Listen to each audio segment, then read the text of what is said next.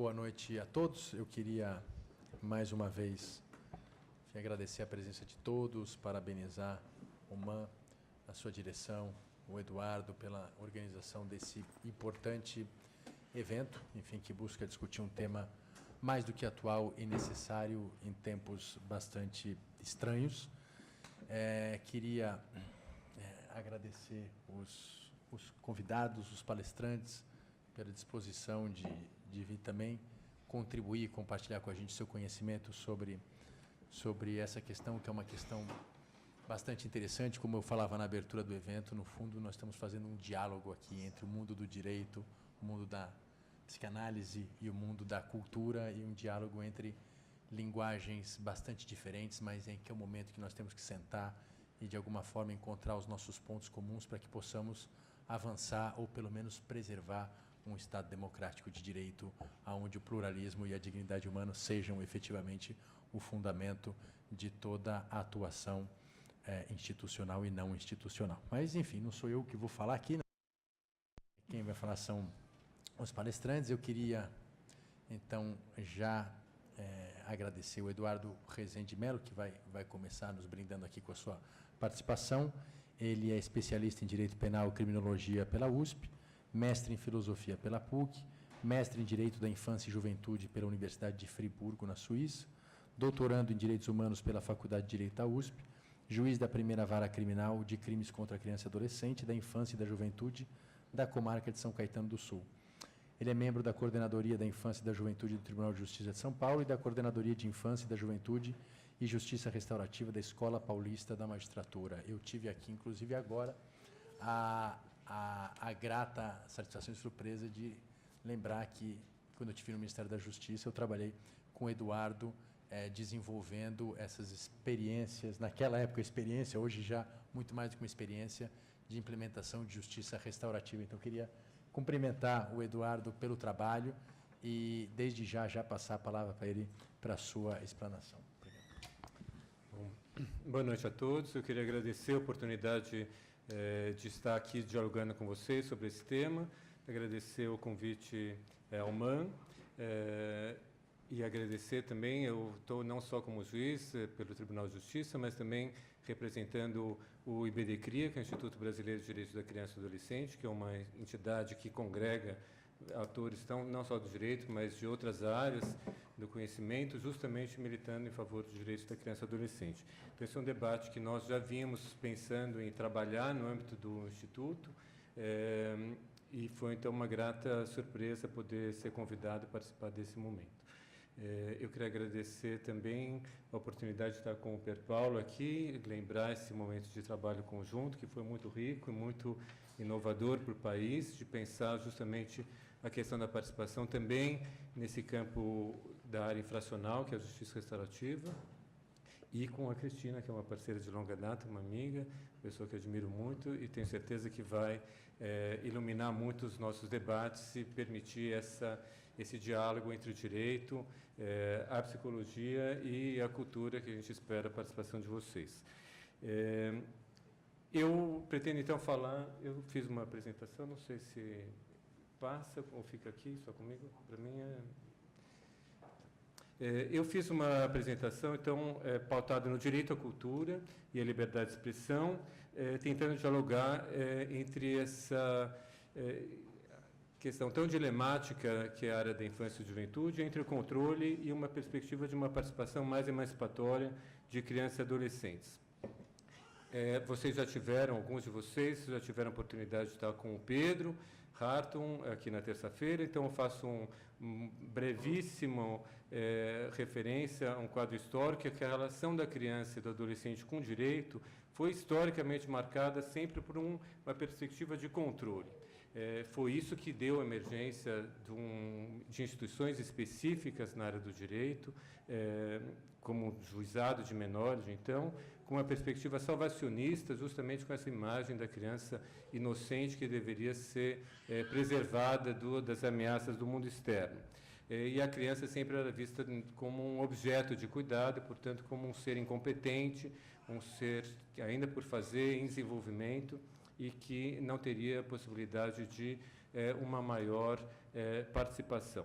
Na década de 70, houve a emergência de um discurso completamente oposto, um discurso liberacionista, é assim que se colocavam. Tem dois grandes autores que propugnavam a abolição de toda e qualquer restrição que houvesse à criança e adolescência em relação ao mundo adulto. Não se deveria ter nenhum tipo de restrição, nem em termos de sexualidade ou em termos de possibilidade de participação, de voto. Crianças e adolescentes deveriam ser considerados absolutamente com os mesmos direitos de adultos. Foi uma época que precedeu a emergência da Convenção dos Direitos da Criança e que marcou muito o debate em torno da Convenção, e que foi um documento, um tratado internacional, de todos os tratados internacionais de direitos humanos, a Convenção sobre os Direitos da Criança é a mais ratificada de todos. Tem um único país no mundo que não ratificou, que são os Estados Unidos. Até Sudão do Sul, que é um país novo no nosso mundo, já ratificou, ainda faltam os Estados Unidos. A Convenção adotou uma postura mais conciliatória, de um lado, de reconhecimento da subjetividade jurídica de crianças, procurando equacionar essa proteção familiar estatal de um lado com a participação da criança e adolescente. Mas essa ponderação ela é marcada ainda por uma alta dose de subjetivismo e de relativismo cultural, com pouca densidade política de participação de crianças, limitada a um direito de ter uma opinião devidamente considerada. Então, nesse contexto,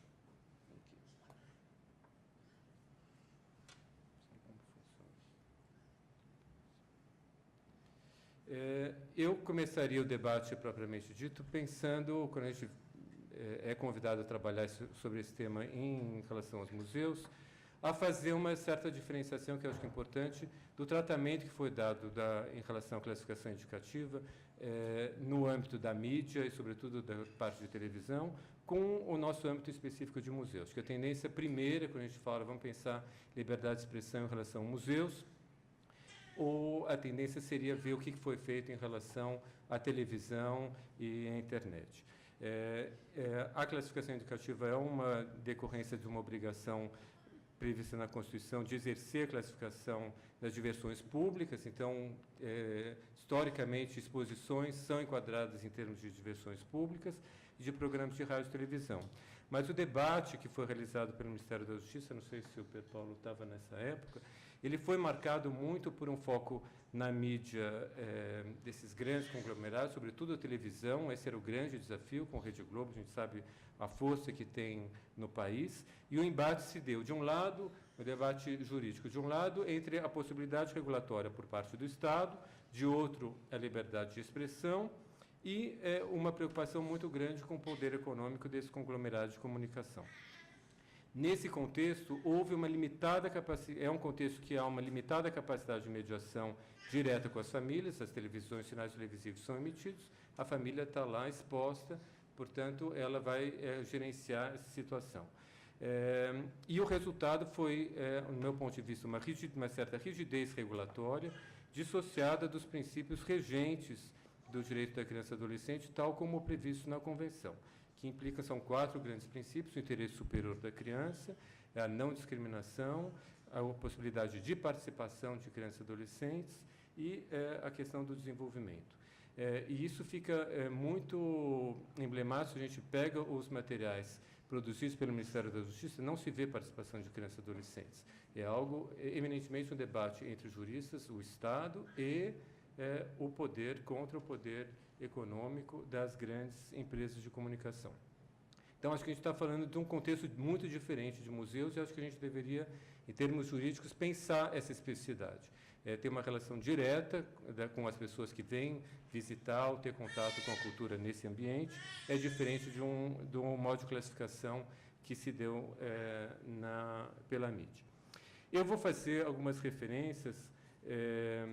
Então, há alguns artigos da Convenção, eu acabei pulando nesse contexto um slide. Eu vou fazer um debate, então, só para um sumário, sobre a liberdade de expressão no universo museológico, uma análise crítica da Convenção, e eu vou usar a Convenção sobre os Direitos da Criança, não o Estatuto, porque justamente porque a gente está num momento político bastante conturbado, e a Convenção é um tratado internacional que o Brasil ratificou, ela é equiparado, portanto, a um direito fundamental, tal qual inscrito na Constituição. Isso dá uma maior garantia jurídica de que não vai ser alterado em termos legislativos, caso algum candidato que tenha uma falta de comprometimento com alguns direitos venha a ser eleito. Eu vou, então, questionar e deixar, talvez, isso mais depois para a Cristina abordar, a questão de uma certa normatização e uma normalização, aqui numa perspectiva até Foucaultiana, das etapas de envolvimento, como isso acaba sendo usado político e juridicamente de uma forma mais estanque. E, ao final, faço alguns exercícios, algumas hipóteses reflexivas para juntos podermos pensar como se poderia pensar algumas estratégias de intervenção. Então, começo as referências à lei, eu vou fazer super rápido, tá? Isso pode ser compartilhado, só destacando aquilo que me parece importante. Então, o artigo 31 da Convenção fala que as crianças têm o direito de participar plenamente da vida cultural e artística, com criação de oportunidades adequadas em condições de igualdade, isso em relação ao adulto, para que participem da vida cultural, artística, recreativa e de lazer. Portanto, é um direito que a gente lê, ele, tout court, não tem restrição alguma, é esse direito. Esse direito, quando ele é interpretado pelo Comitê de Direitos da Criança, que é um órgão das Nações Unidas que faz um monitoramento de como os países estão implementando a Convenção, ele além de pensado sobre aqueles 4 princípios que eu me referi, interesse superior, não discriminação, participação e desenvolvimento, ele é conjugado com outros 5, alguns outros direitos. Liberdade de expressão, que é o tema da nossa mesa, liberdade de pensamento e liberdade de associação, proteção da vida privada, acesso à informação, que é o que está mais relacionado à classificação, os objetivos da educação, proteção contra o trabalho infantil e proteção contra a exploração. O direito ao acesso à informação, que é o mais ligado, ele coloca algumas importantes questões e que seriam os norteadoras desse debate.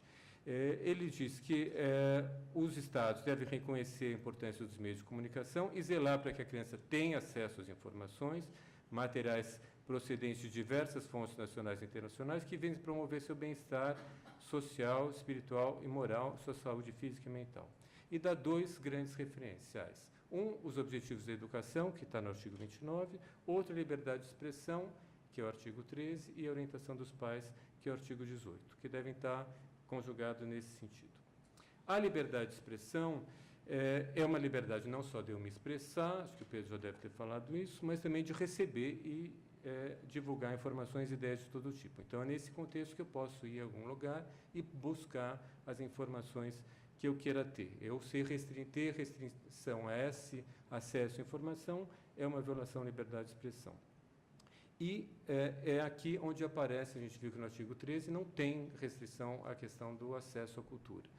Na conjugação com o artigo 17, com esse 13, que a gente vê que tem essas restrições. Um lado é o respeito aos direitos e reputação dos demais, outro é segurança nacional, ordem pública e, sobretudo, proteção da saúde e moral públicas. E acho que aqui está o grande nó da questão. Então, saúde e moral públicas o que a gente interpreta como esse grande termos muito vagos, né? Para o comitê, e acho que é isso interessante também no nosso debate, ele coloca que o que deveria causar restrição em relação à informação para a criança e adolescente seriam aquelas relacionadas à violação de direitos humanos. Esse é o grande norte. Onde tiver violação de direitos humanos, então esse é um tema sensível para crianças e adolescentes. E, nesse contexto, tem violência e mensagens que denigram grupos populacionais, como racismo, xenofobia, outras formas de intolerância, poderia ter homofobia, etc. E daí, nesse contexto, foi incluído também a questão da drogadição, que é uma questão de saúde pública, e a pornografia. A portaria do Ministério da Justiça, e esse ano a gente teve uma nova portaria sobre classificação indicativa em relação à televisão, trata de sexo, não de pornografia, e nudez. E nudez é interessante que, na época que o Pedro Paulo estava no Ministério, não era um tema que estava incluído na classificação indicativa, isso começa em 2014, e depois o outro tema é violência, e finalmente em 2012 se inclui no Brasil o controle em relação a drogas. Então, de início, na portaria de 2006, não havia, era sexo e violência. Depois foram incluindo alguns outros temas. Então, é um tema, o que é passível de restrição, eu acho importante esse confronto para dizer que isso não é algo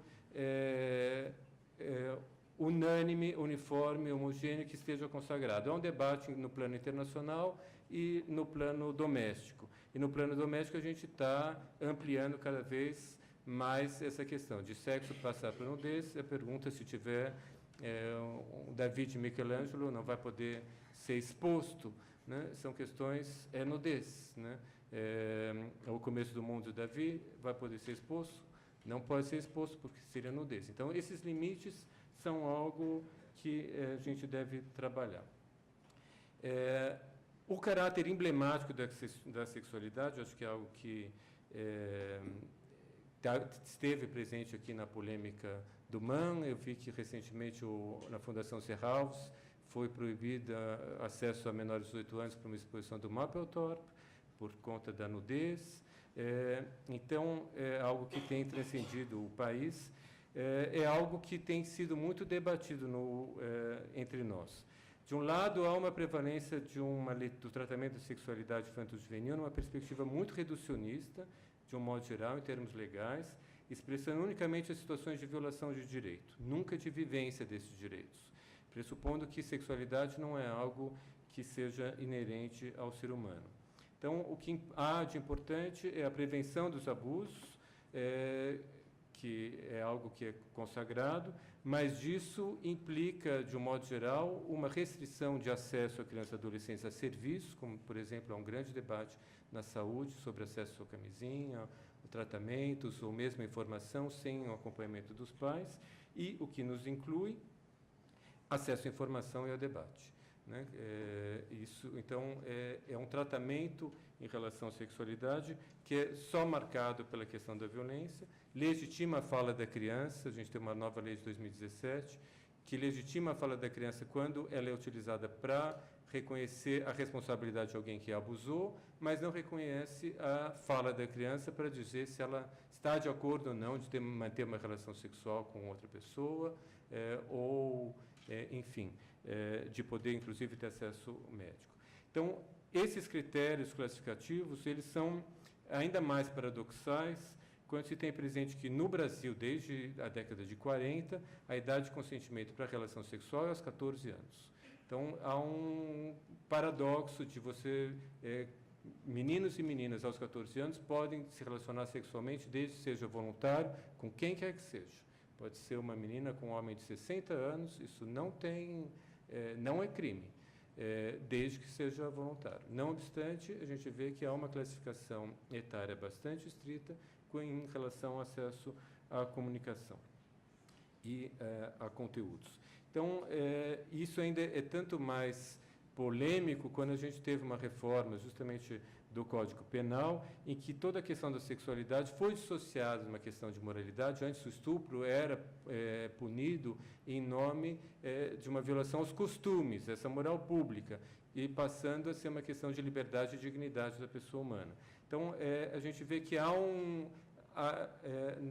uma certa dissociação do debate quando entra nessa questão de acesso à informação.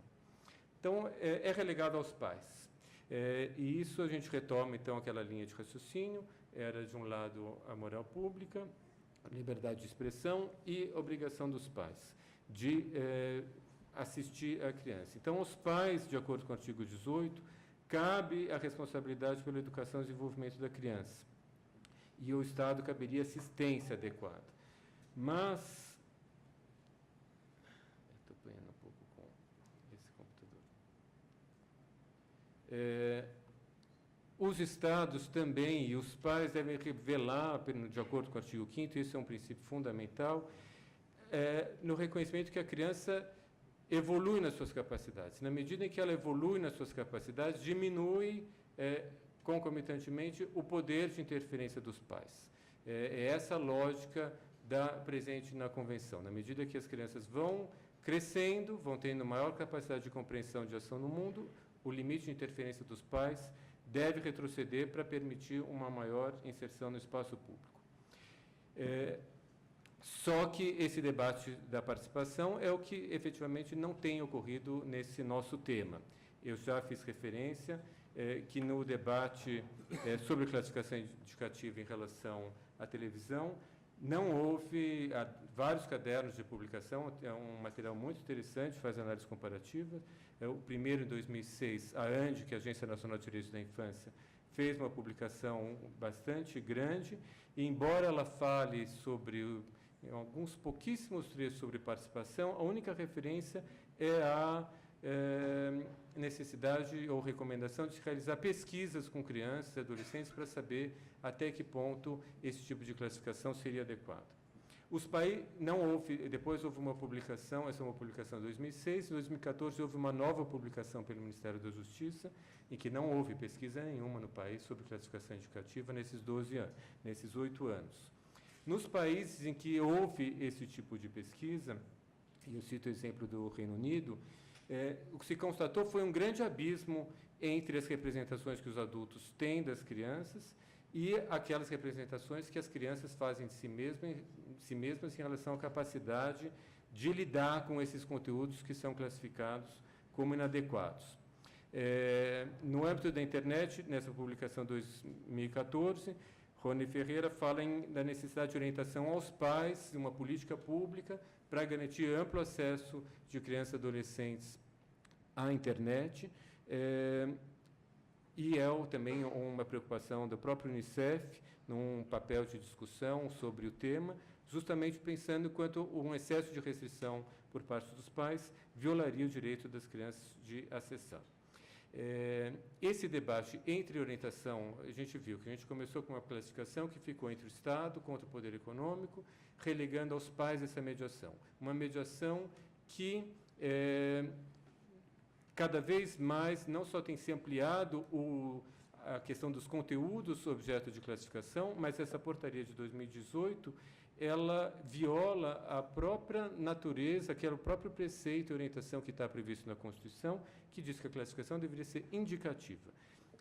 A classificação, nos termos atuais, ela passa a ser restritiva de acesso de crianças dentro de determinadas margens etárias.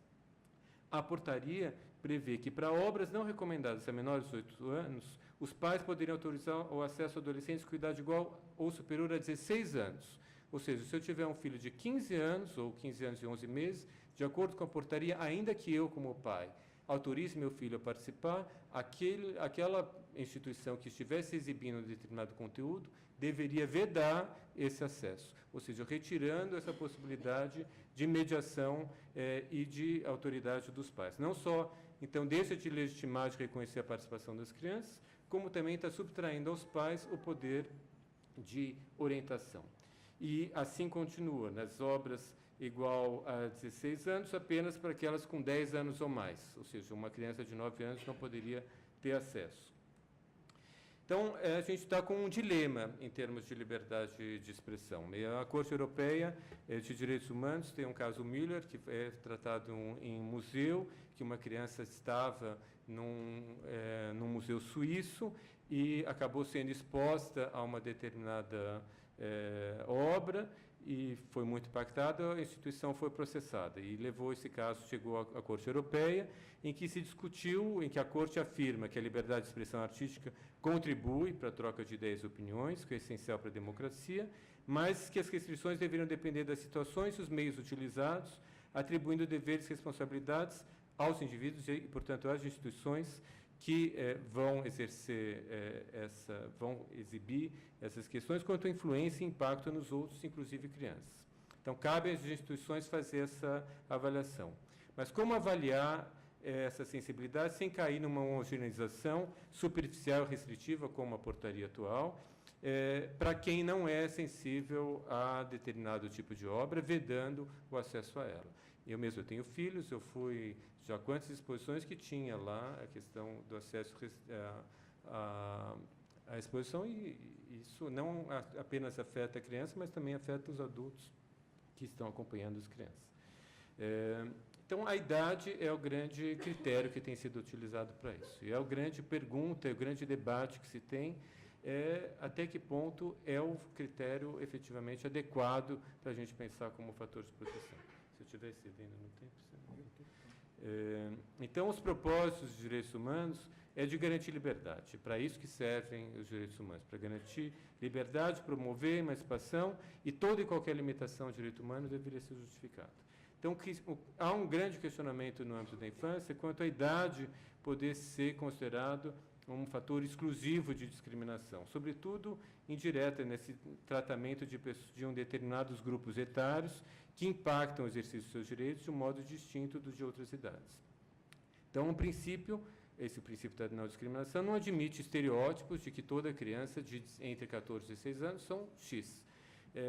E, portanto, não poderia ser restritivo da capacidade para exercício de direitos apenas com base na fixação de faixas etárias. Imagino que, para as instituições, seria muito fácil, em termos de se livrar do problema, colocar 18 anos, 16 anos, acesso nessa sala. Mas, em termos de perspectiva de direitos da criança, é isso que eu estou falando, esse é o grande dilema, isso seria também violador da possibilidade dessas crianças terem acesso à informação. Então, a gente tem que refletir e pensar outras estratégias para sair desse comodismo estatal, controlador, em que a gente resolve com uma fórmula simples da idade e ninguém pode violar.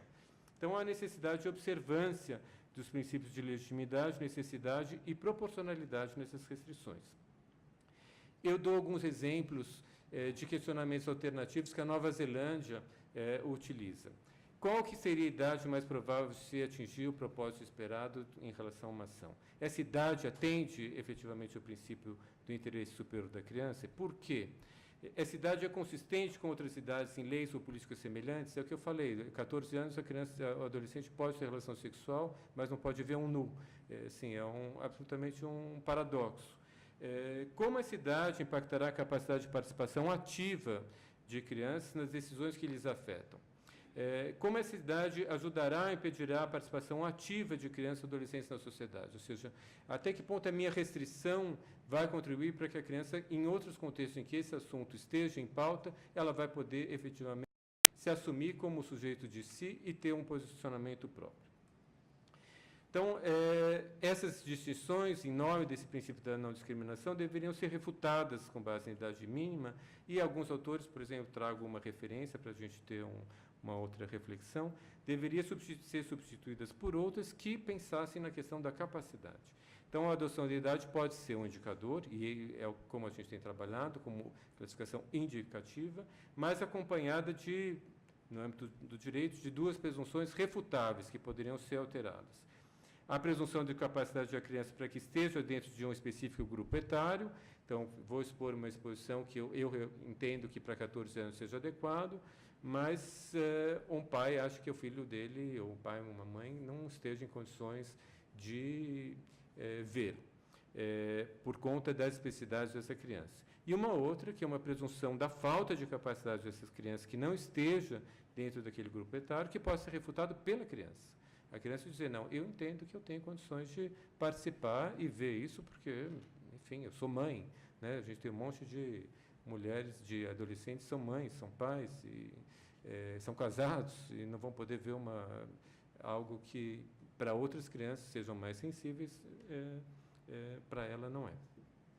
Então, é nesse contexto que é fundamental fazer uma crítica ao modo como o desenvolvimento tem sido utilizado para o controle.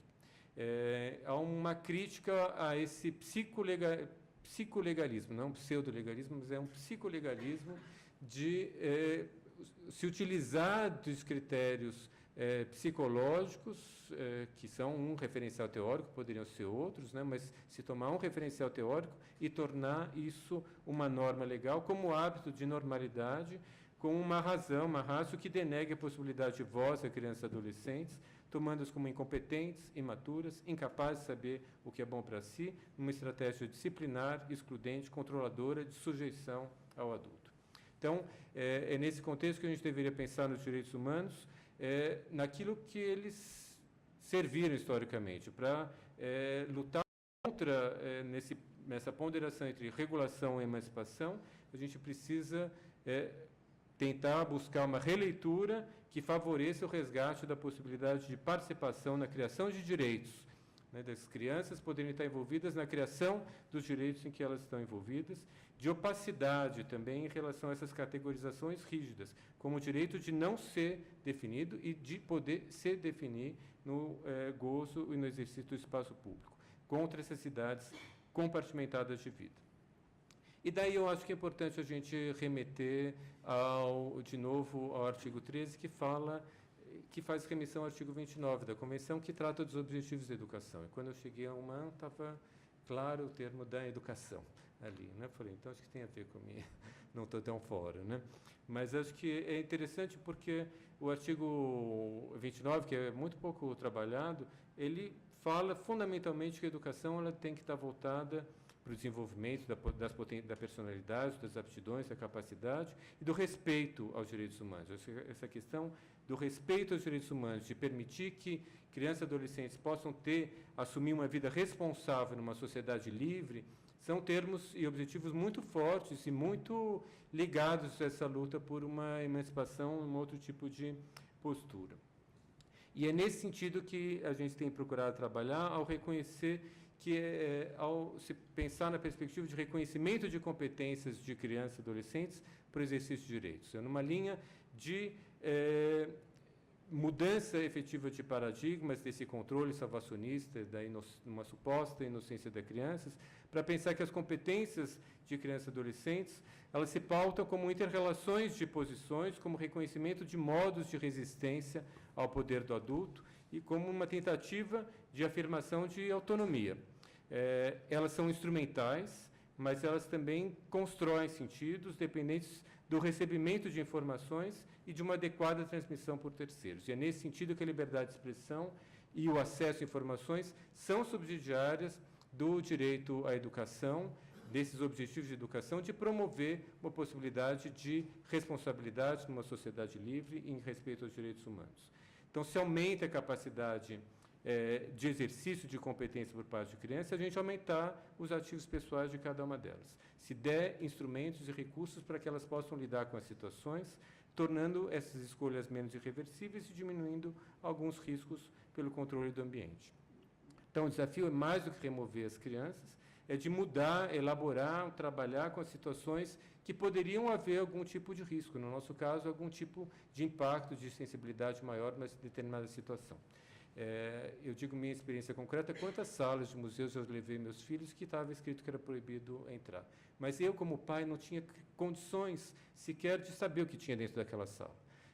Não tinha um acesso externo para eu, como pai, poder avaliar de antemão, olha, vai ter obra X, que poderia ser simples, com uma fotinho, com um caderno, que a pessoa que estava ali na frente pudesse mostrar para permitir que o pai pudesse avaliar e, dependendo da idade da criança, ela também pudesse avaliar se aquilo era ou não adequado. Não, tem uma placa que era proibida o acesso à sala e eu, como pai, sozinho, eu sou pai solteiro, tenho 2 filhos, não me via, ou entro, exponho algo que poderia ser, do meu ponto de vista, ainda que eu seja bastante liberal, sensível à criança, mas em outro contexto, eu me foi negado o direito de acesso e foi negado aos meus filhos em nome também de uma proteção por uma falta de informação. Então, não houve nenhum aumento de competências para os pais, nem para as crianças. Então, acho que é fundamentalmente importante a necessidade de criação de espaços de escuta, para a criação e de escuta com as crianças, não com nós adultos, né? Para a construção de resposta com as próprias crianças como estratégia de promoção de novas significações subjetivas e sociais. Então, eu termino com algumas ideias para a gente debater. Então, acho que isso é algo que tem sido apontado muito por esses autores. Tem uma linha de autores que trabalham com sociologia da infância, que procuram fundamentalmente desconstruir esse discurso de desenvolvimento, e todos apontam numa lógica de refutar posturas superprotetivas, porque elas apenas servem a aumentar a vulnerabilidade de crianças, ao deixar de provê-las com informação e experiência que precisam para fazer escolhas informadas de sua vida. Se eu não dou acesso a informações de criança sobre o que é um abuso sexual, sobre o que é uma relação sexual saudável, ela não vai saber conseguir se colocar diante de uma situação concreta a qual ela venha sendo exposta. Eu acho que, mais do que o controle de ter a placa, pode entrar ou não pode entrar, o fundamental seria ter uma abordagem mais pedagógica e crítica, menos de controle de exclusão, para a introdução dessas temáticas polêmicas e sensíveis. Quantos museus eu fui em que havia um vigilante na porta, e não um educador? Se houvesse um educador que pudesse, para além da informação, que houvesse para poder disponibilizar aos pais e às próprias crianças e adolescentes sobre o conteúdo que está dentro daquela sala, ter um educador que pudesse fazer uma mediação. E acho que é isso que garante um maior espaço de negociação em relação aos museus, em comparação à grande mídia em termos de sistemas de comunicação, televisão e rádio, é porque vocês têm a possibilidade de ter um contato direto com as pessoas. Se vocês não se valerem desse contato direto como um espaço possível pedagógico, então daí, efetivamente, uma classificação restritiva acaba sendo uma única saída. Então, acho que tem que haver um investimento nisso. Eu acho que precisa ter uma adoção de estratégias pedagógicas, inclusivas e participativas de crianças e adolescentes sobre esses temas polêmicos. Acho que é uma oportunidade, os museus são grandes parceiros de escolas, e acho que as escolas têm também dificuldade de trabalhar com essa temática, mas a cultura, e de uma forma muito convergente com crianças, é um espaço de debate justamente desses grandes valores sedimentados na sociedade. A criança e adolescente também é novo, é a geração nova e que rompe com aquilo que está estabelecido. Então, acho que é uma oportunidade de fazer debates, talvez pensar museus que têm espaços como esse, utilizá-los para os debates com as escolas, não só para virem ver as exposições, mas poder trazê-las para esse debate entre cultura, acesso à informação, etc. Há um grande debate no âmbito da geografia humana, sobre a construção de espaços para crianças. E eu fiquei me perguntando até que ponto os museus são espaços para crianças, ou se as crianças são...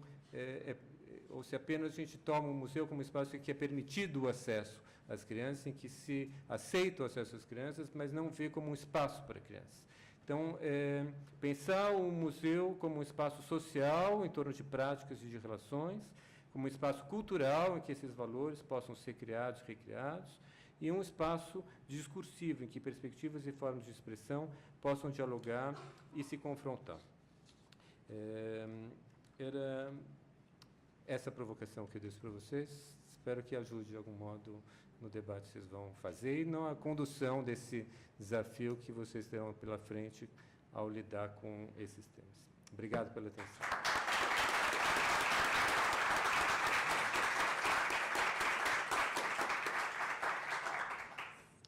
Queria agradecer imensamente o Eduardo pela excelente apresentação e plena aqui de conteúdo, de informações bastante interessantes. E, desde já, passo a palavra a Maria Cristina Vicentim, mas sem deixar de apresentá-la, professora, doutora do Programa de Pós-Graduação em Psicologia Social da Pontifícia Universidade Católica de São Paulo, coordena o Núcleo de Lógicas Institucionais e Coletivas da mesma instituição, tem experiência em psicologia, com ênfase em análise institucional, atuando principalmente nos âmbitos das políticas de saúde mental e dos direitos da infância e do adolescente. Então, agradeço imensamente a sua presença e já passo a palavra aqui. Obrigada, Pedro Paulo. Eu também, como Eduardo, quero agradecer demais o convite, o convite do MAM, parabenizar vocês pela organização desse debate, que nos convida a pensar e a fazer práticas de liberdade aqui, de sustentar esse espaço num momento particularmente difícil do nosso país. Então, quero dizer da alegria de estar aqui, nessa rede de pensamento forte aqui. E também a alegria de estar com o Eduardo, que é um grande parceiro, e acho que, como vocês viram pela exposição, alguém que traz para o campo da infância temas pouco pensados, e ele falou aqui dos direitos sexuais e reprodutivos, trouxe o tema aí, da liberdade de expressão, e eu me lembrei do teu trabalho também das liberdades, do direito às liberdades da criança em situação de rua, Então, acho que o Eduardo sempre nos convida a pensar certos impensados, Então, quero dizer da alegria de estar com você aqui, seguindo aí também teu pensamento. Bom, eu fiz algo um pouco diferente, o que é bom, né? A gente possa...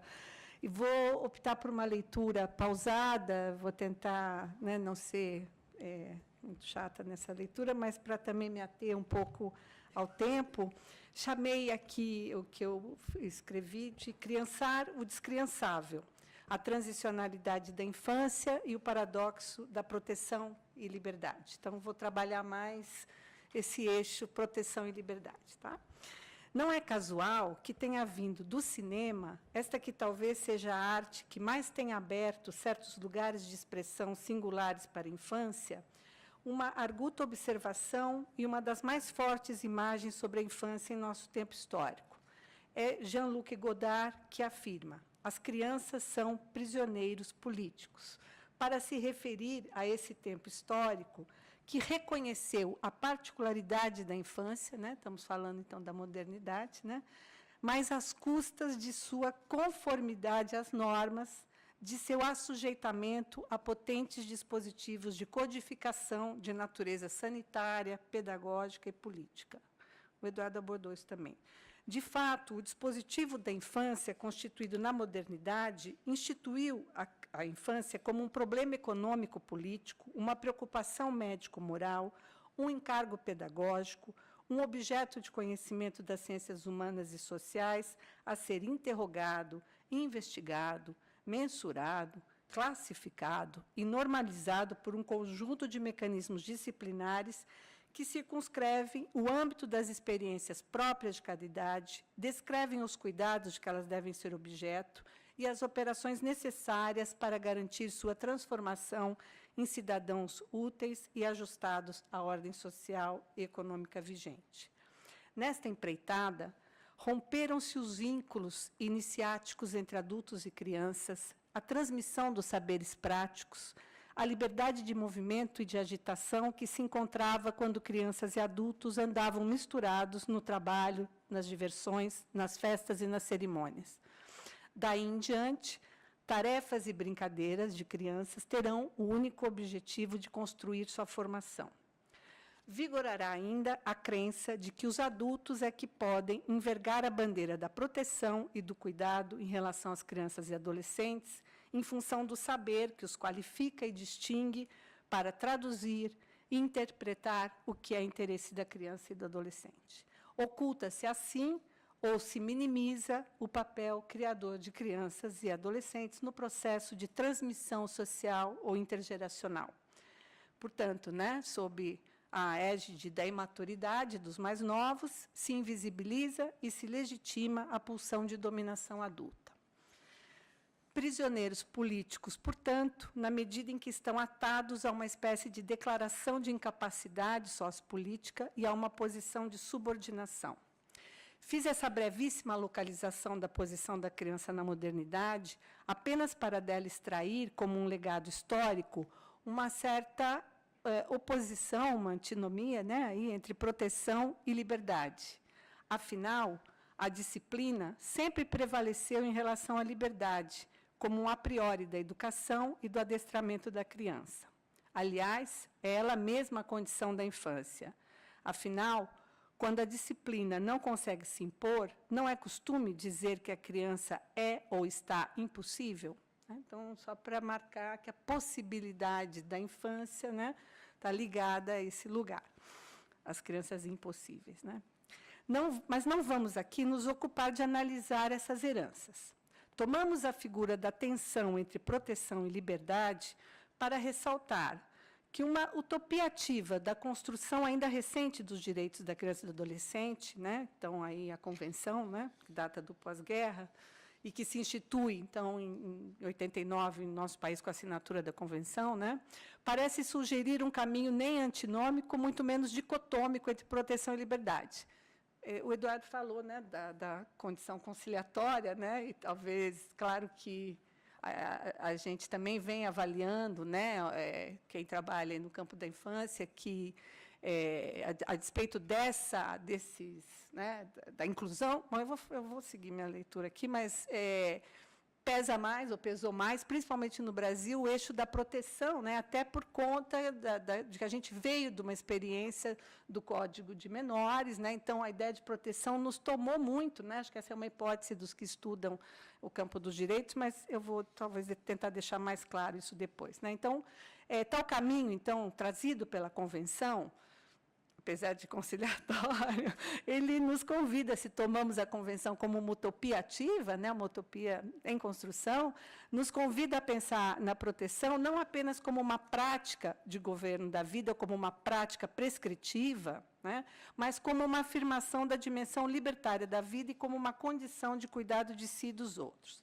De fato, na esteira dos movimentos minoritários e das lutas transversais do pós-guerra, mais especialmente nos anos 60, 70, foi possível pensar um tipo de direito interessado no diálogo com a singularidade de certos modos de vida.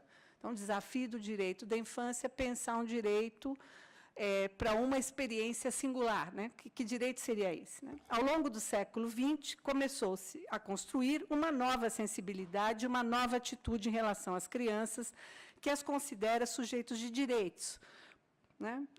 Com prioridade absoluta para a promoção, proteção, defesa de seus direitos. Nesse processo, uma importante reflexão se deu em torno do direito à autodeterminação de crianças e adolescentes, acho que o Eduardo já falou disso, né, e ao reconhecimento do que a gente poderia chamar de um campo de direitos políticos, né? Daí que a Convenção propõe, né, não só direitos à proteção, à provisão, mas direitos à liberdade, expressão, participação. Conhecidos também entre nós como os 3 Ps, né? Provisão, proteção, participação.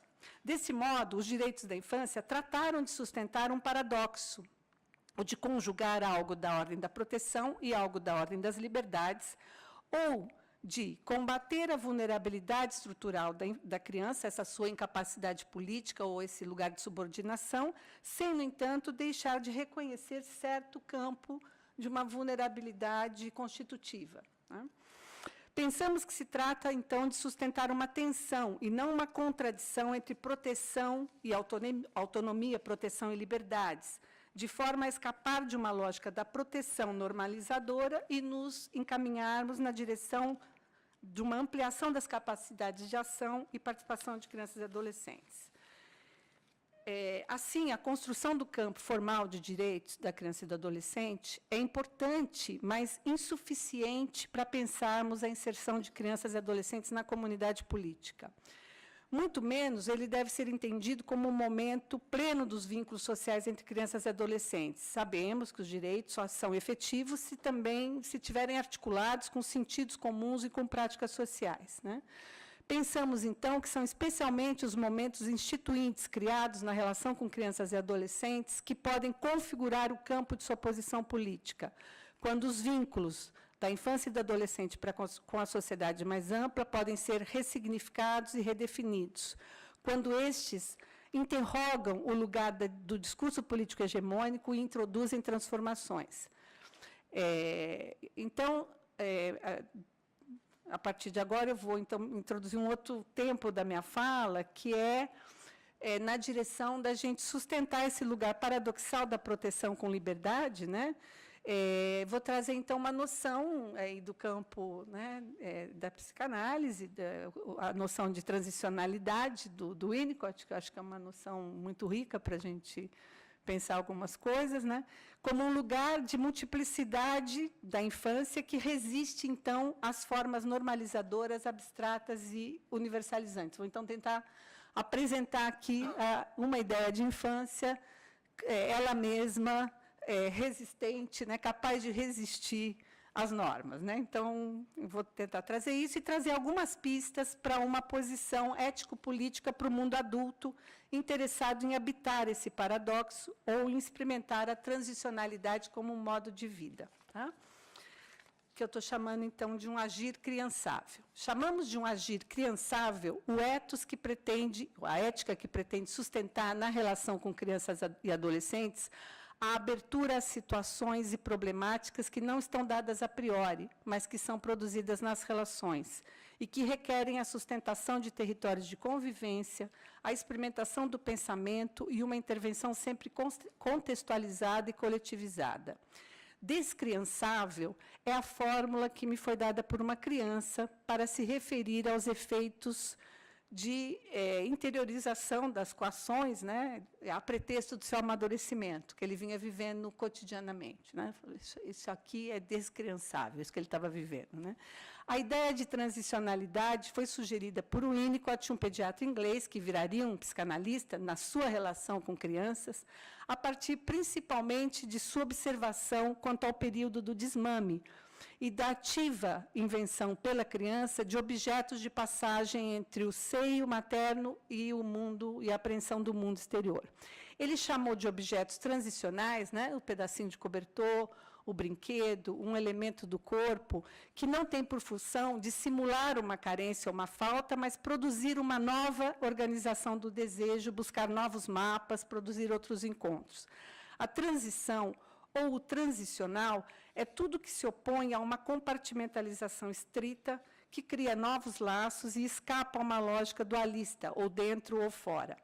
Tal é a condição de transição da criança, ser em qualquer instante e, ao mesmo tempo, a mesma e uma outra, passando facilmente de um lugar a outro. Condição de maleabilidade e de aderência. O caráter próprio das transições é, então, ao invés de se identificar, né, é de dispersar-se numa certa multiplicidade. Quando nos dirigimos à criança em sua própria infância, quando aceitamos essa transicionalidade, quando nos aliamos ao desejo-força das crianças, contornamos dois inconvenientes: o da sua infantilização no seio da família fechada e das estruturas de proteção sociais, e o outro risco da adultização precoce, o da tipificação na norma. Né? Desejo-força das crianças, bem delineado pelo poeta Leminski. Pode-se aprender, cito Leminski, pode-se aprender 3 coisas de uma criança: estar sempre alegre, nunca ficar inativo e chorar com força por tudo aquilo que se quer. Criança é desejo, força entregue ao aberto, ao desmanchamento do constituído, à disponibilidade que diz de uma superabundância de ser. É uma fragilidade que está a serviço da construção de mundos. Né? Criançar é a expansão dessa força no mundo. Chamamos de criançar, então, essa disposição para o imprevisto, para a suspensão da rigidez das regras, essa produção de desvio nas lógicas dadas e um brincar necessário e vital. Identificamos, no entanto, o descriançável num panorama das relações contemporâneas, quando estas produzem um empobrecimento ou um sufocamento dos processos de abertura, acolhimento e invenção de territórios com crianças e adolescentes. Identificamos o descriançável nas situações em que crianças e adolescentes são menorizados, isto é, são constituídos na posição da carência, da anormalidade ou do perigo, tendo como resposta a tutela, a distância ou a segregação. Menorizar é um modo de descriançar. Encontramos um conjunto, hoje, de complexos afetivos que atravessam o coletivo, o nosso coletivo, né? Como a culpa, o medo, a tirania, a sedução, que atingem, atacam e oprimem o que chamamos de criançar. Vou pular um pouquinho aqui para ir terminando mais rápido. Dessa maneira, encontramos também uma gama de expressões que vão desde crianças precocemente tornadas adultas, consumidoras, trabalhadoras imateriais, até adultos infantilizados e ocupados por certas teorias, mandamentos, que não se encarnam numa experiência tecida nos afetos, né, existenciais. Adultos inseguros, necessitando desesperadamente de fiadores que possam lhes dizer o que é normal e como devem proceder.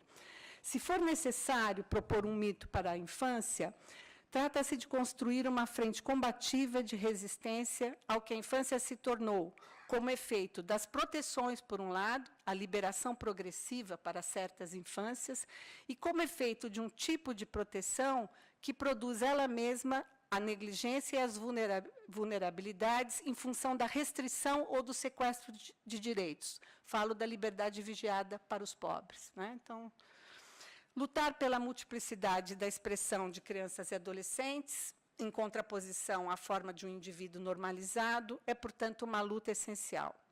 Os que se interessam pelos direitos da infância, em seu paradoxo de proteção e liberdade, podem fazer frente a esse mundo descriançável, habitando um ethos criançável. Sugiro pelo menos 3 pistas para esse ethos criançável. Uma regra ética fundamental, que é uma regra da delicadeza e da sutileza. Isso que o Winnicott nos ensinou por meio do jogo do rabisco, no qual a criança não desenha sozinha, como nos testes psicológicos, mas o terapeuta se lança com ela num jogo de desenhar. Sustentação das zonas de vizinhança, nas quais ser e se transformar não se distinguem, né? O Winnicott brincava com o desenho. O rabisco era a criança desenhava e ele também desenhava, né? Ele também se surpreendia com que ele também se transformava desenhando, né? A delicadeza se efetua por uma regra de estar ao lado, ficar do tamanho da criança para com ela ter uma zona de vizinhança. A segunda regra, a do exercício do multilinguismo, em contraposição a uma hipercomunicação do adulto em relação à criança. É Daniel Stern, um outro psicanalista e pesquisador norte-americano do desenvolvimento de bebês, que sugere que ser bilíngue é uma ferramenta clínica fundamental. Ele diz ter tido, aos 7 anos, uma experiência inesquecível. Observando bebês na interação com os adultos, diz que conseguia entender, ao mesmo tempo, a linguagem do bebê e do adulto, quando lhe parecia que o adulto não entendia nada do bebê. Ocorreu-lhe que ele estava numa idade bilíngue. Então, estou propondo aqui o bilinguismo ou multilinguismo, né, como uma regra não de posse de 2 sistemas de linguagem, mas como uma capacidade de variação que impede cada sistema de ser dominante. Finalmente, eu já estou terminando, esse exercício não supõe, de modo nenhum, o apagamento da posição do adulto. Ao contrário, colocar em análise as relações de poder não é abdicar e as relações de idade como relação de poder, né? Não é abdicar da potência de ser, muito menos de sustentar aquilo que, na vida adulta, faz também com que nós nos alegremos e briguemos com força pelo que se quer, né? Como disse Leminski. Assim, é necessário considerar um alerta de uma das também estudiosas aí do campo da infância, o alerta da Solange Jobim.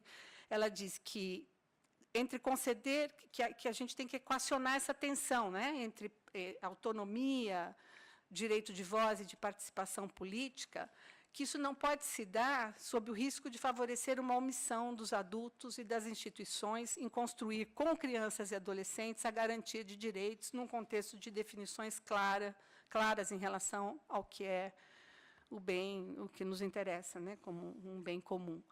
Se há uma proteção que nos interessa invocar, não é a da inocência ou da ingenuidade. Ao contrário, como nos ensinou Walter Benjamin, a fragilidade que nos interessa é esse lugar de não soberania e de inacabamento que a criança afirma em relação à segurança, à suposta maturidade e à completude dos adultos.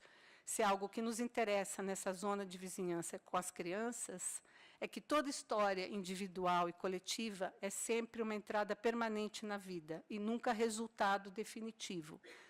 E que, aqui cito um estudioso, né, um combatente da instituição do adulto, que é o Lapassade, ele dizia que que a vida, né, essa entrada permanente na vida, que qualquer que seja o grau da nossa precariedade, da nossa solidão, da nossa alienação, na medida em que todas as nossas posições estão inacabadas, a gente sempre segue capaz de superar as servidões, né? Então, termino aqui com essa ideia.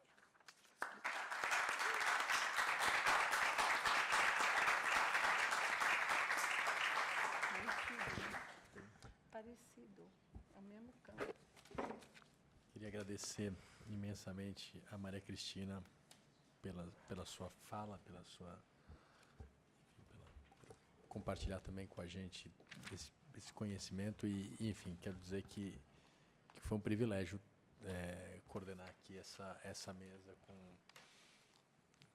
com duas figuras, dois personagens que efetivamente refletem profundamente sobre esse tempo. Eu dizia na abertura que é interessante esse diálogo do direito com a psicanálise e com a arte, porque o direito, no fundo, o sistema jurídico e a nossa linguagem é meio um horror, porque o direito é uma coisa reacionária, uma coisa que busca a normalidade. Quando ele se depara com a cultura e com a psicanálise, ele tem sempre um estranhamento. E eu tenho que dizer que é interessante porque o direito, muitas vezes, ele busca limitar a arte, e agora eu aprendi e percebi que ele busca limitar também a criança e o adolescente. E no fundo, se a gente quer uma sociedade plural, a gente tem que organizar e torcer o nosso direito para que ele consiga garantir não só a liberdade de expressão, mas também que a criança ou adolescente deixe de ser só esse ser tutelável, esse preso político que você falou, mas ele tenha a capacidade de ser e de viver as diferenças. Aliás, algo tão necessário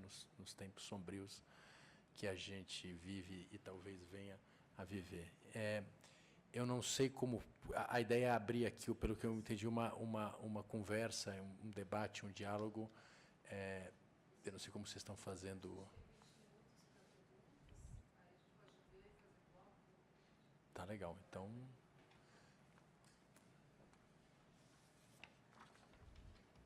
Eu abro a palavra a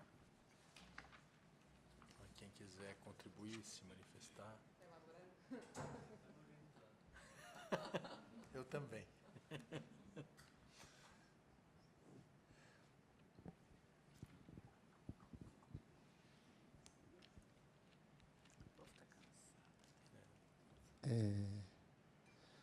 Sempre bom ouvir vocês, agradecer aí a fala, muita coisa para pensar, para elaborar, mas tem um ponto que acho que eu fico curioso, né, dessa questão da sexualidade, né? A gente está falando aí do que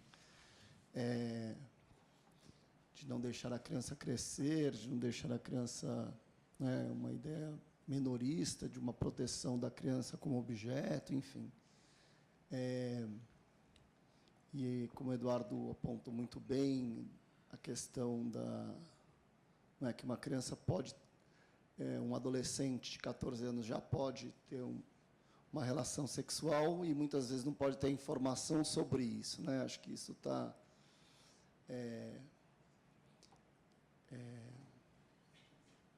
E que essas coisas, antigamente, foram protegidas por instituições, não é, que tinham uma liturgia em torno desses, né, hábitos da sexualidade e de proibição, e que hoje a gente está em outro tempo, mas essa coisa retorna. Não é? Então, proibia o acesso à nudez. Não é? Quando eu estava pensando nesse seminário, eu lembrei que todo ano, meu pai gostava muito do carnaval, todo ano eu ia para Salvador e tinha um monte de corpo nu na praia, enfim. Né? E como isso foi, ao mesmo tempo que a gente tem um discurso de liberação, um discurso... a gente tem um retrocesso em relação a isso em vários sentidos. Né? E acho, então, como é que vocês pensam essa questão da nudez, da proibição ao acesso à nudez, à sexualidade, não é? Ao mesmo tempo de vários escândalos de instituições, como a própria Igreja Católica? A gente está vendo o Papa Francisco sofrer aí na Irlanda, na Inglaterra, nos Estados Unidos, para que a Igreja assuma, né,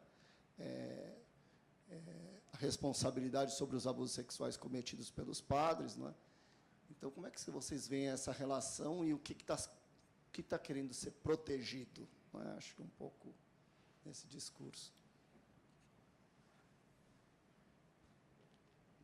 Daí aqui, daí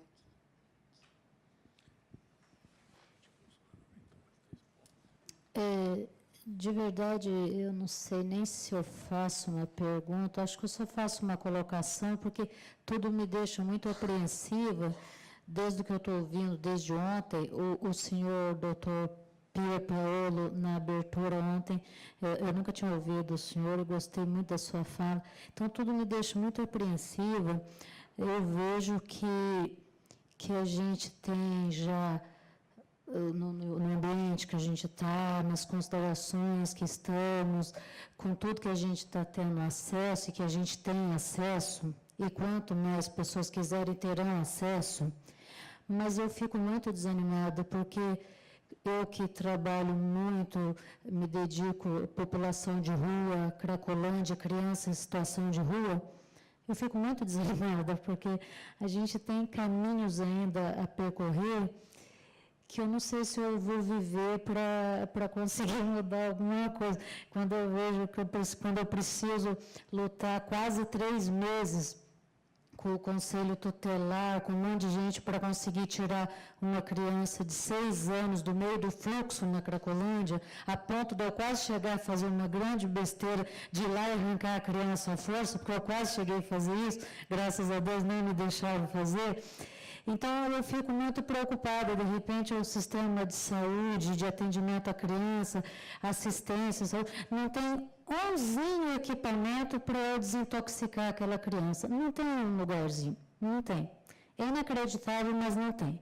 Precisa quase fazer sei lá o que, remover o mundo para eu conseguir, eu preciso desintoxicar a criança que tem 7 anos e está no fluxo já há não sei quanto tempo.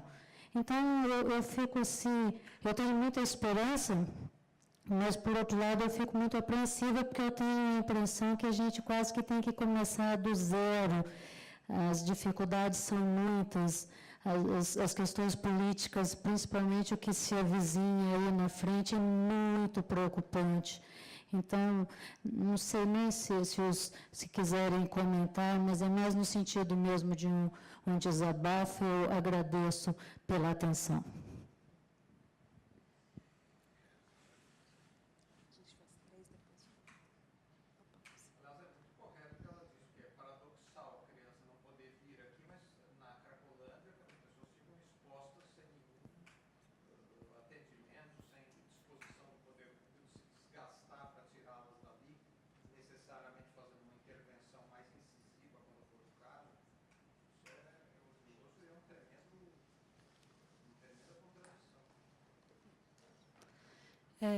Vocês falaram um pouco sobre... A minha pergunta é um pouco mais prática, assim, de como é que a gente pode tornar os nossos espaços culturais, de fato, espaços que as crianças e adolescentes façam parte também, que não só sejam permitidas no acesso, mas que elas contribuam com a participação delas também. Acho que se vocês puderem falar um pouquinho mais sobre isso. O que seria um museu criançável, né? Legal. Pode ser 3 perguntas ou pode ser 4? Alguém tem mais? Mais uma? Pode fazer. Então vamos 4, né? Na verdade, eu estou assim bastante preocupada, porque se fala tanto em garantir os direitos humanos, a dignidade da criança, e, de repente, nós, adultos, não sabemos lidar com isso, e, de repente, como o senhor Pierpaolo fala muito, o direito entra para normalizar, né? Então, existe hoje uma população que fala que o ECA é inadequado. A realidade que a gente vive hoje é inadequado, porque os jovens, eles cometem coisas horrorosas, né? Então, na verdade, eu fico assim pensando, quem está hoje orientando essas crianças são os adultos de ontem, que eram crianças ontem. E a eles não era permitido pensar, a eles não era permitido interagir, participar, né? Eu mesma, nós estamos em 2018, há 2 anos atrás, eu trabalhava num local onde eu estava trabalhando Matisse e, de repente, eu fui chamada a atenção porque na obra de Matisse havia nus. E, de repente, eu me senti inadequada. Aí eu pergunto, nós estamos falando do quê? O que nós estamos discutindo aqui entre museus, infância e liberdade de expressão? sinceramente, eu não sei do que nós estamos falando. A gente está vendo um Brasil que cada vez mais inibe a liberdade de expressão. Direitos humanos, dignidade humana. O que é isso? O que nós estamos vivendo?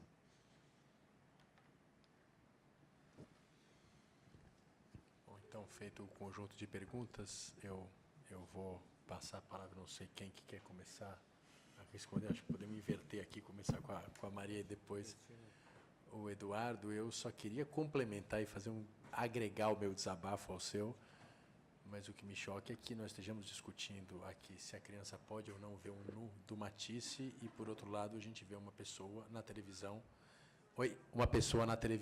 ensinando uma criança a atirar e achando isso o máximo. Então, realmente, não sei até que ponto a gente, às vezes, faz uma discussão absolutamente sofisticada e a gente vê uma tempestade absoluta. Se a vizinha do desculpem só meu desabafo, não podia deixar fazendo terapia coletiva aqui.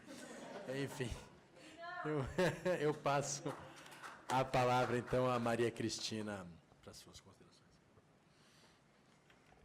Só ecoando aqui o que o Pier Paulo falou, eu também me lembrei, quer dizer, que crianças, pensando no Rio de Janeiro, não só no Rio, mas nas periferias também de São Paulo, ver mortes, ver corpos baleados, e nós temos, né, os corpos estirados no chão, né, e os riscos de bala perdida.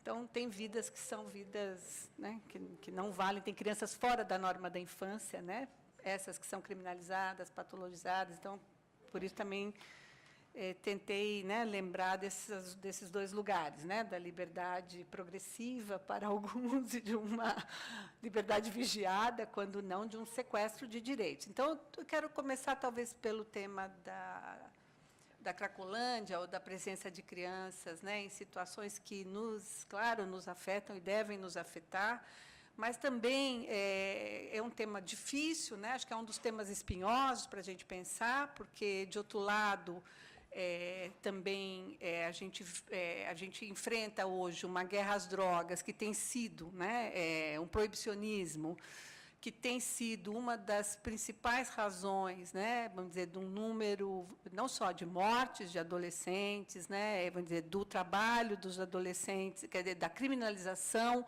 do comércio varejista ali, né, do adolescente que está vendendo, enfim, que deve ser tratado como uma questão de trabalho, né? Acho que a gente também, no campo do direito, vem conduzindo, já há esse dispositivo, né? A OIT pensar que para não tratar como ato infracional. Então, hoje a gente vê 70% dos adolescentes internos na Fundação Casa, hoje, são por razões derivadas do comércio varejista de drogas. Então, a gente tem, por exemplo, a gente estaria alterando radicalmente uma situação de criminalização se a gente pudesse também, coletivamente, enfrentar uma discussão relativa ao proibicionismo, né? Eu acho que essa é uma discussão. De outro lado, nós temos que cuidar de situações que estão, né, enfim, produzindo muitos danos.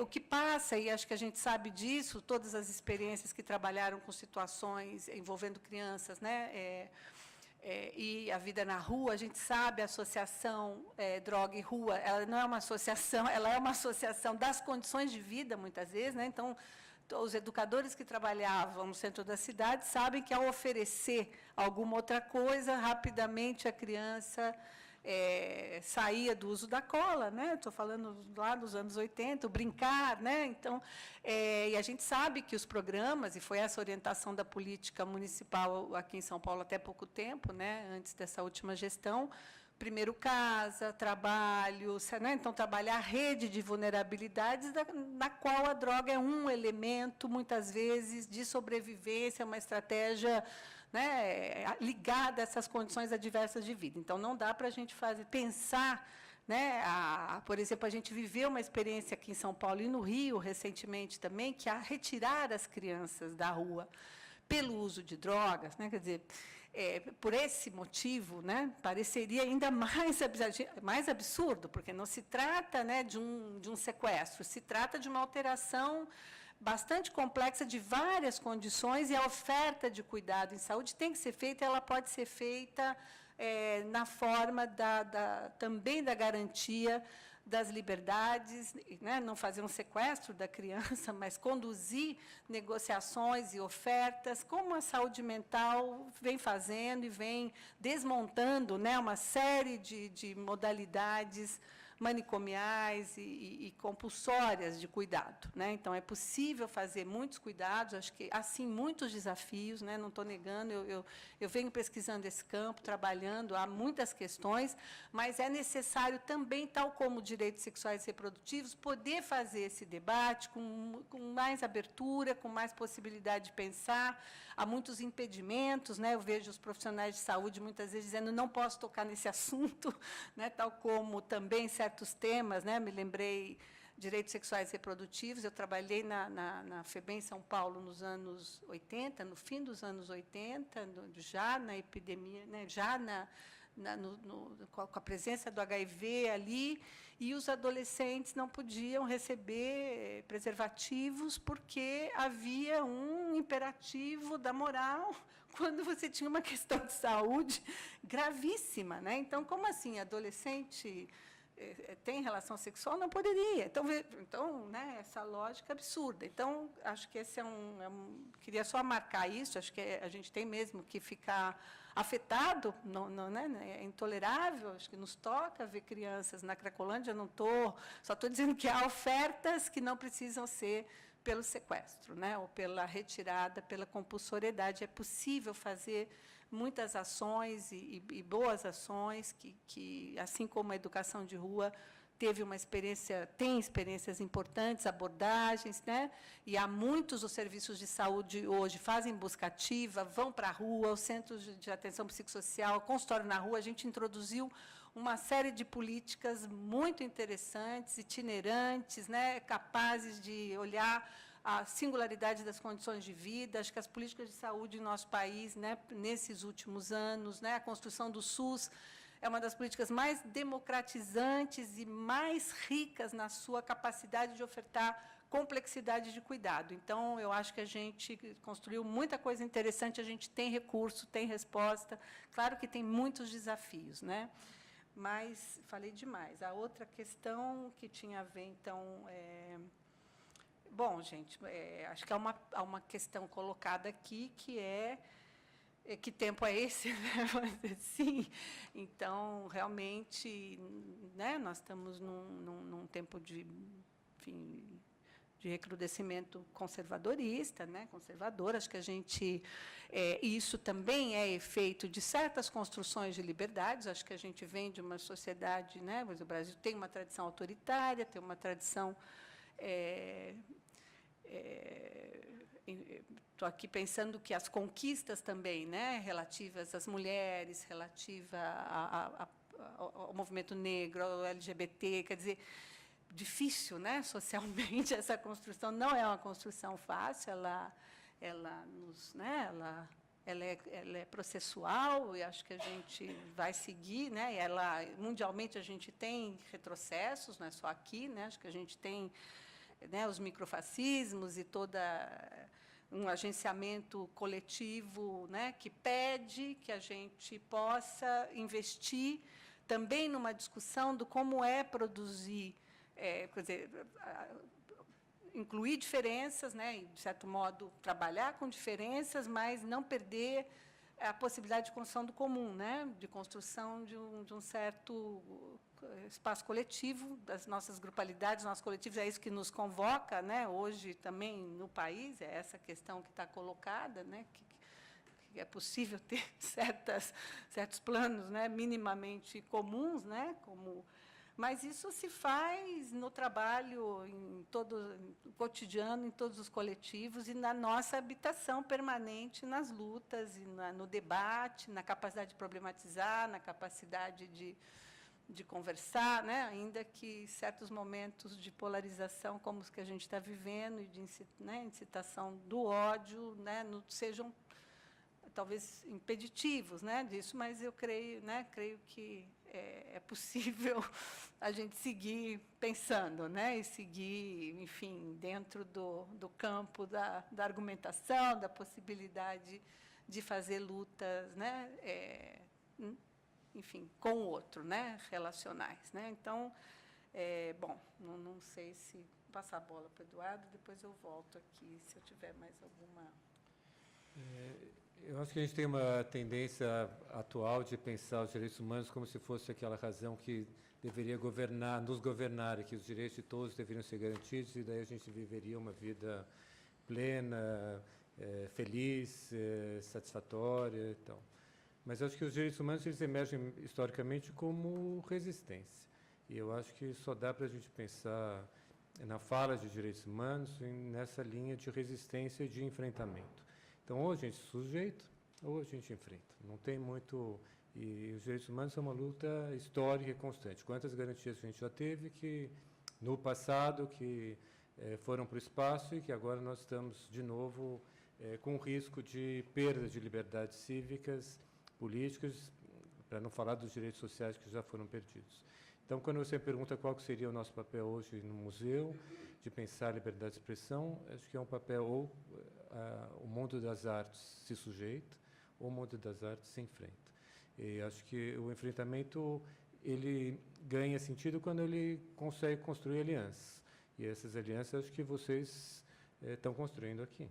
Eu acho que é uma aliança do museu com outros ramos do conhecimento, com outros atores. Acho que essa é uma estratégia importante.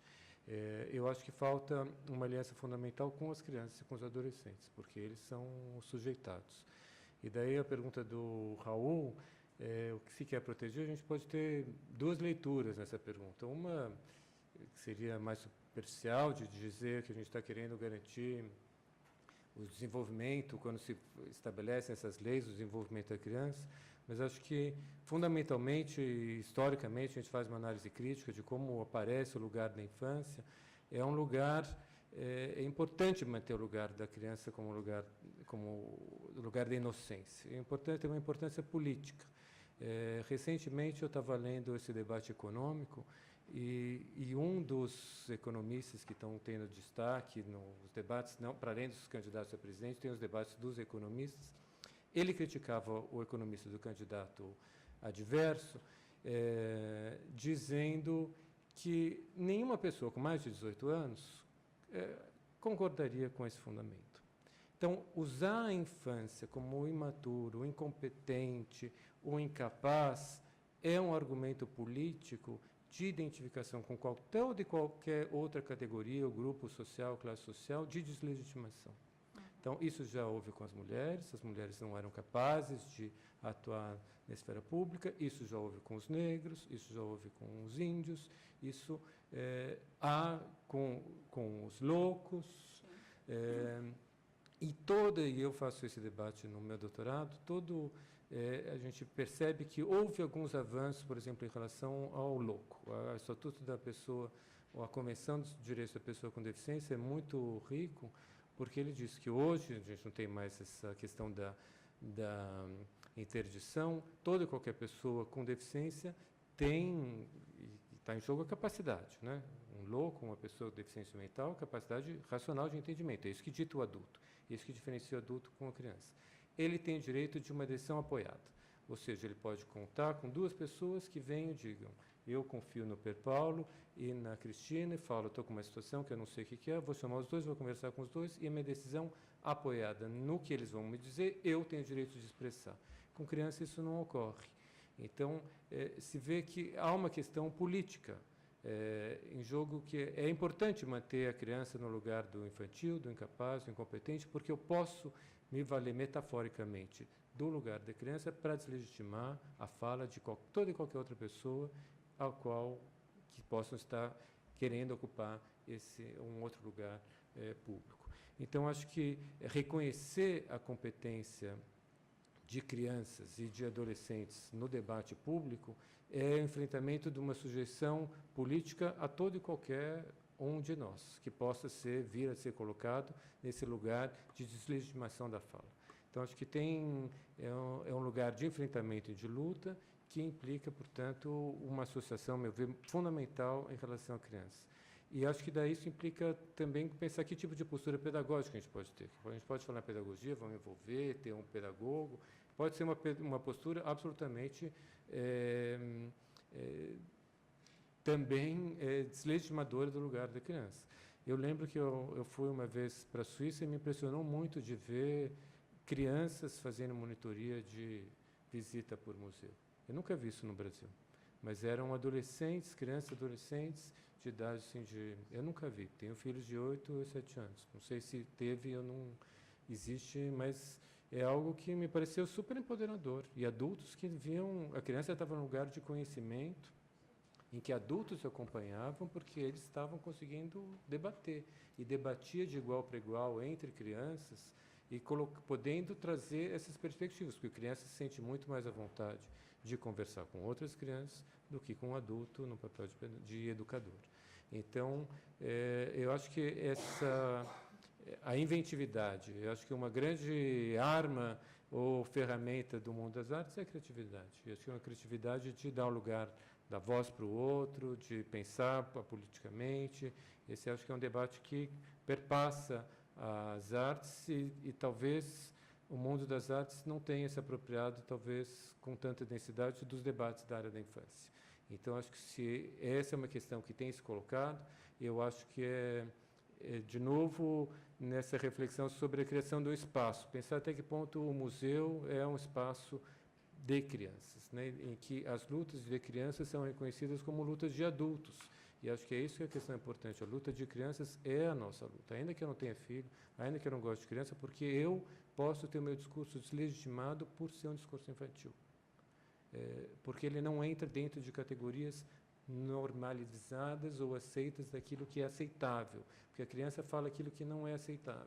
Então, todos nós estamos sujeitos a isso. Então, eu manter a criança nesse lugar é importante, politicamente, porque me dá força, para mim como adulto, para mim como governante, porque eu tenho uma ferramenta de sujeição do outro. Podem olhar mais atentamente as notícias e os debates. Você deslegitima o outro usando o termo que ele que é uma coisa infantil. Então, é esse o debate. Acho que essa é uma questão importante. E a gente está vivendo também, acho que nesses textos que eu vi sobre... Eu agradeço muito esse convite, porque tem muito a ver com o meu tema, que eu estou trabalhando no doutorado. Eu até acabei escrevendo um pouco, vai ter algumas linhas na minha tese, mas eu acabei, então, pesquisando. Não é um tema que nós, de direito, trabalhamos com muita frequência. Nunca tive um caso. Sou juiz desde 91, 27 anos, e nunca tive um caso discutindo classificação indicativa. Mas eu vi um debate interessante mostrando quanto começou o controle, uma preocupação em termos de controle sobre o rádio, justamente na virada, no pós-guerra, porque era uma geração que não tinha esse acesso à mídia e, de repente, houve o boom da televisão, juntou com o libertarismo da começo da década de 50, década de 60, era uma geração que não tinha os recursos dos seus filhos. É a geração que a gente vive, a sociedade de risco, que o Beck fala, que tantos Giddens e tal, que mostra que os adultos não têm. Hoje, uma criança com internet domina muito mais, com celular, com tablet, tem muito mais recursos e rapidez do que um adulto. E isso é ameaçador. Então, você poder controlar também o acesso à informação, a capacidade das crianças de ir muito mais além do que aquilo que você é capaz de gerenciar, é algo que demanda controle. Então, acho que tem uma questão do discurso, do lugar social da criança, mas também tem essa cultura da incerteza, da impotência, da dificuldade de se colocar no mundo, que a criança tem mais recursos e que, se a gente der liberdade, der condições, ela nos supera. Então, acho que também tem uma preservação do poder. É uma luta de poder. Direitos humanos é a luta de poder. Então, para os adultos é importante ter poder em relação à criança. Enfim, é isso.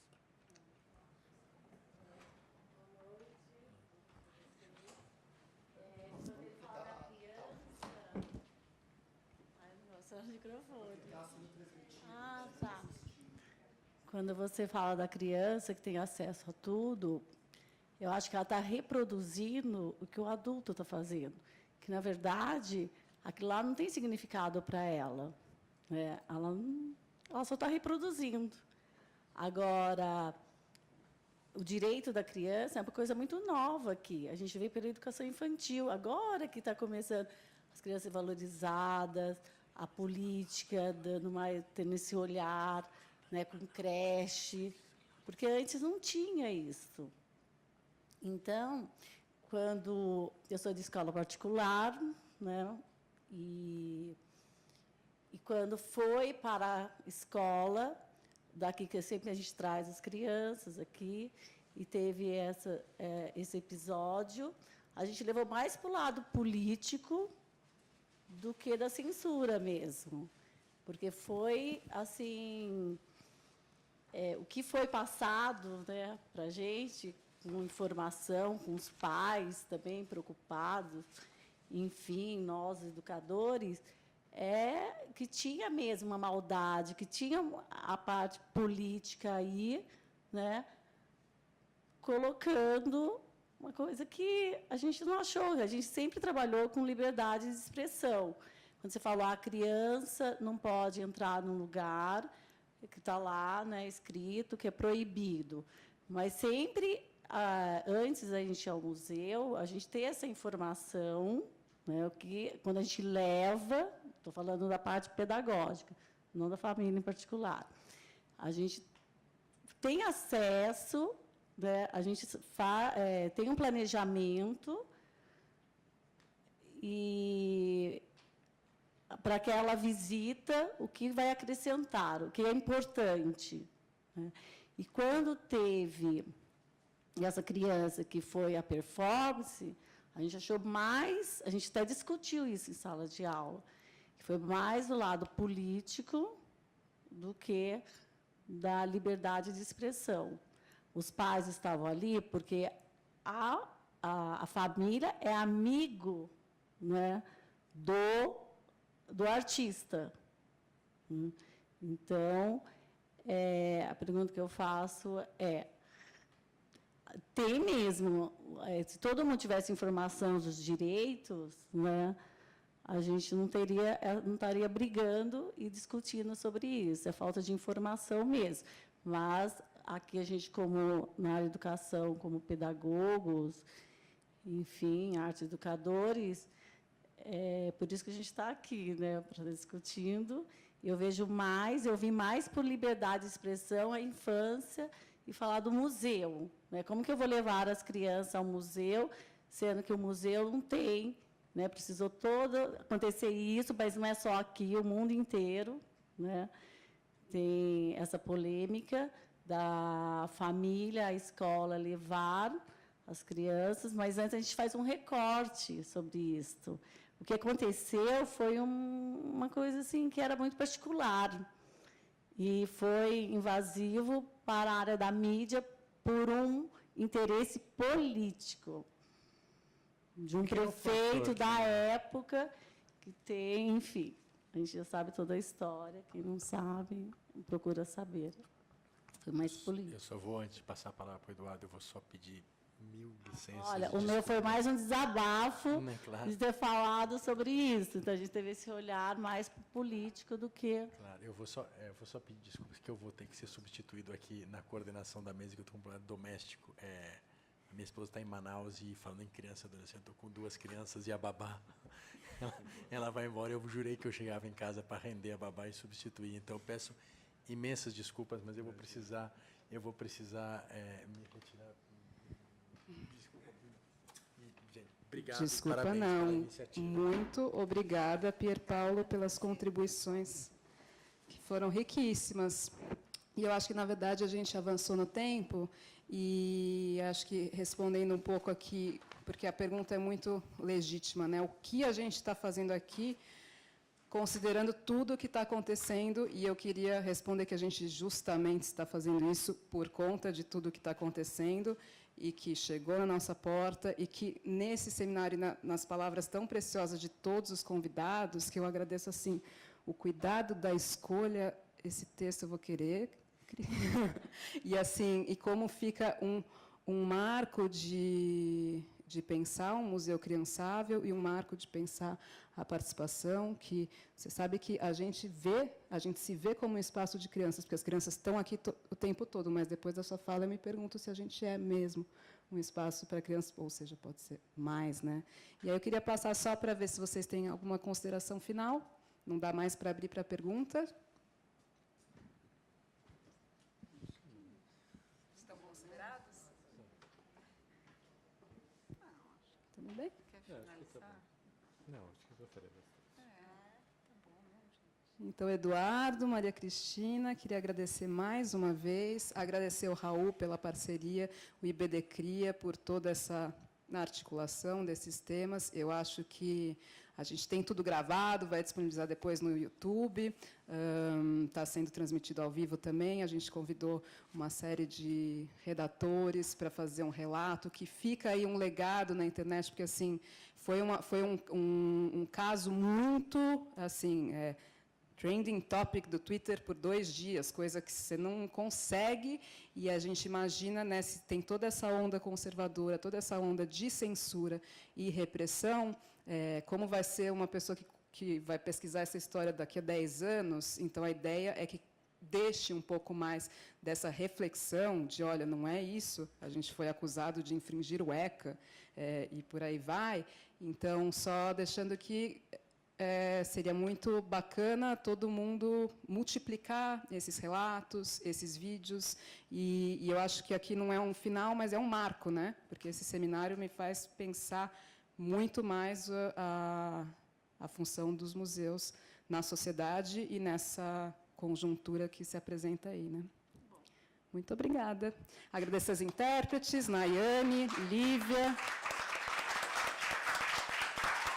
Agradecer ao Educativo, sempre, o museu e, enfim, e a participação de todos vocês. Muito obrigada.